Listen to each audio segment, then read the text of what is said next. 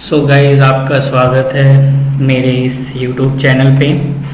और जैसा कि मेरी जो पिछली वीडियो थी जिसमें मैं जो है आपको कन्फ्लिक्ट के बारे में बता रहा था, तो उसी वीडियो में मैंने जो है कितना बता चुका हूँ उसके बारे में एक बार मैं बता दूँ। मैंने आपको जो है इंट्रा पर्सनल कन्फ्लिक्ट के बारे में बता चुका हूँ। और अगर कोई नया है तो प्लीज़ यार इससे पहले की वीडियो ज़रूर देख लें ताकि आपको समझ में आ जाए। आज मैं इसे और आगे कंटिन्यू कर रहा हूँ। तो इसमें जो है आगे कंटिन्यू करने में आपका जो है इसी में कन्फ्लिक्ट जो हमें इंट्रा पढ़ा था, अब हम पढ़ेंगे इंटर पर्सनल कन्फ्लिक्ट। वो इंट्रा था यानी INTERA, ठीक है। तो ये इंटर पर्सनल कन्फ्लिक्ट है। इंट्रा पर्सनल कन्फ्लिक्ट में क्या होता है कि इंसान जो है खुद से लड़ता है, यानी खुद के मेंटल प्रेशर से जो है जूझता रहता है। तो उसी को हम इंट्रापर्सनल कहते हैं कन्फ्लिक्ट। और जो इंटरपर्सनल कन्फ्लिक्ट होता है वो होता है कि हम किसी दूसरे पर्सन से जो है किसी बात पर जो है बहस कर रहे हैं, लड़ रहे हैं, तो उससे जो है इंटरपर्सनल कन्फ्लिक्ट कहा जाता है।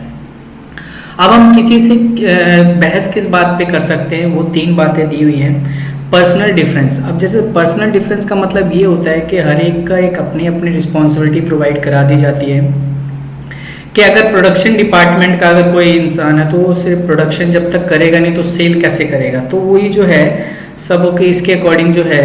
अब ये बताइए कि कोई भी इंसान अपने टाइम के अकॉर्डिंग काम करेगा, वो ये तो ना कहेगा कि भाई मैं एक इंसान है सब कुछ मैं ही करूँ, तो ऐसा कुछ नहीं है। जब तक आगे से कोई डायरेक्शन नहीं आएगा तो इस वजह से जो है, तो मैं अगर सिंपल सी बात करूँ पर्सनल डिफरेंस में यही हो जाता है कि हम जो है यही दूसरे से ये कहते हैं कि भाई तुम्हारी बात अलग है और मेरी बात अलग है, ठीक है। तुम्हें जो रिस्पॉन्सिबिलिटी दी है आप उसके अकॉर्डिंग काम करना और मेरे को जो रिस्पॉन्सिबिलिटी दी है मैं उसके अकॉर्डिंग काम करूँगा, ठीक है। तो ये इस बात पे जो है पर्सनल डिफरेंस के अकॉर्डिंग कन्फ्लिक्ट पैदा हो सकता है। इन्फॉर्मेशन डेफिशिएंसी, अब इन्फॉर्मेशन में अगर कमी होगी तो ऑब्वियसली जो है कन्फ्लिक्ट तो होना ही है कि किसी को अगर कहा था कि तुम जाके उसे कुछ इन्फॉर्मेशन दे दो बट वो जो है भूल गया, तो इससे जो है ऑब्वियसली दोनों पे डांट पड़ेगी। बट अगर रियलिटी में देखा जाए जिसकी गलती थी उसको पढ़नी चाहिए थी, बट देखा है जिसको दी थी वो भी जो है उसी के अकॉर्डिंग काम नहीं हो पाया, तो उसे भी इस चीज़ का जो है खामियाजा भुगतना पड़ेगा। तो इसलिए जो है इससे भी जो है कन्फ्लिक्ट पैदा हो सकता है। इन्वायरमेंट स्ट्रेस, कभी कभी इस तरीके का आपको टास्क हो जाता है या आपको कम टाइम में जो है आपको काम कंप्लीट करना पड़ता है, तो ये जो स्ट्रेस है तो ये अकॉर्डिंग भी जो है कन्फ्लिक्ट आ सकता है। तो फिर कोई भी सामने आ जाए आप उस पर भड़क तो सकते ही हो, ठीक है ना। तो इस तरीके से जो है आप इसे देख सकते हैं। Intergroup and organisation conflict, अब आपने तो इंटरपर्सनल में आपने क्या पढ़ा था कि हम जो है किसी एक पर्सन से क्या करते हैं, झगड़ते हैं दूसरे पर्सन से, मतलब। तो अगर मैं intergroup and organisation conflict का मतलब समझूँ तो एक मतलब हमारे पास हम एक ग्रुप में काम करते हैं, उस ग्रुप में 4 या 5 लोग हुए, वो 4 या 5 लोग जो आपस में लड़ रहे हैं ना उसी को हम कहते हैं intergroup and organisation conflict, ठीक है। किसी बात को लेके उनमें कहा सुनी हो रही हो, तो ग्रुप सिर्फ एक ही ग्रुप, उसी ग्रुप में, ये नहीं कि एक ग्रुप दूसरे ग्रुप से लड़ रहा है, नहीं नहीं नहीं, एक ग्रुप है उसी में जो लोग हैं उन्हीं के बीच जो लड़ाई हो रही है उसी को हम एक तरह से intergroup and organisation conflict कहते हैं। अब उसमें किस बात पे, यानी एक ग्रुप में लोग किस बात पे लड़ सकते हैं, तो उसमें बता दिए टास्क इंटरडिपेंडेंस, कि जिसको टास्क, यानी एक ग्रुप को किसके में जो मेंबर है सबको अलग अलग टास्क दिए हो गया होगा तो उसके अकॉर्डिंग हो सकता है, ठीक है। कॉम्पिटिटिव रिवॉर्ड सिस्टम के, अगर किसी ने ज़्यादा काम किया तो ऑब्वियसली उसको जो है रिवॉर्ड ज़्यादा मिलना चाहिए और जिसने कम किया उसे कम, और जिसे कुछ नहीं किया उसे तो कुछ नहीं मिलना चाहिए। बट ऐसा ना हो कि भाई जिसने ज़्यादा काम किया उसे कम रिवॉर्ड दे रहे हो और जिसने कुछ नहीं किया उसको भी आप रिवॉर्ड दे रहे हो, तो इस तरीके से ग्रुप में जो है बातें हो सकती है। तो ये होता है एक तरीके से intergroup and organisation conflict.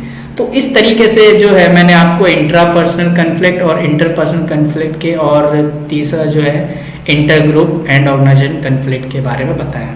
I hope आप जो है इस वीडियो को समझेंगे, और अगर आपको कुछ भी हो तो आप एक बार बुक ज़रूर पढ़ लेना ताकि ये जो मैंने बातें बोली वही चीज़ें उसमें भी लिखी होंगी, तो आपको जो है प्रॉब्लम नहीं होंगी।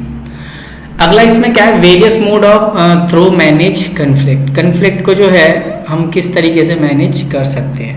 कन्फ्लिक्ट अवॉइडेंस स्ट्रेटेजी, आपको जो है अवॉइडेंस का मतलब मैंने आपको बताया था नेगेटिव, आपको जो है नेगेटिव उस चीज़ को ढूंढना जिसके वजह से कन्फ्लिक्ट जो है उत्पन्न होती है किसी के स्ट्रेटेजी में, ठीक है ना। उस नेगेटिव को क्या करना, ढूंढना।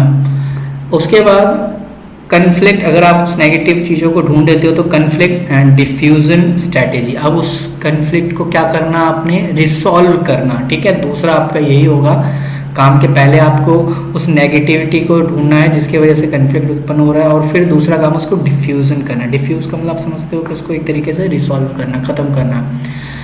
उसके बाद कन्फ्लिक्ट कंटेनमेंट बनाना, ठीक है ना।